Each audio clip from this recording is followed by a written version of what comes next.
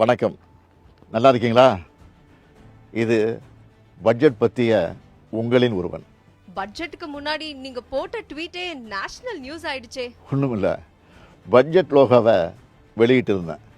மொழி கொள்கையில் நம்ம எந்த அளவுக்கு உறுதியாக இருக்கோம்னு காட்ட அதில் ரூன்னு வச்சுருந்தோம், அவ்வளவுதான். ஆனால் தமிழை பிடிக்காதவங்க அதை பெரிய நியூஸ் ஆக்கிட்டாங்க.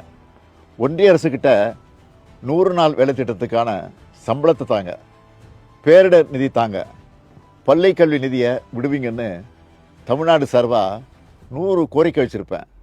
அதுக்கெல்லாம் பதில் பேசாத ஒன்றிய நிதியமைச்சர் இதை பற்றி பேசியிருக்காங்க. அவங்களே பல பதிவுகளில் ரூனு தான் போட்டிருக்காங்க. ஆங்கிலத்திலையும் எல்லாரும் ருப்பீஸை சிம்பிளாக ஆர்எஸ்ன்னு தான் எழுதுவாங்க. அதெல்லாம் பிரச்சனையாக தெரியாதவங்களுக்கு இதுதான் பிரச்சனையாக தெரியுது போல். மொத்தத்தில் இந்திய அளவில் நம்ம பட்ஜெட்டும் இட்டு, தமிழும் இட்டு.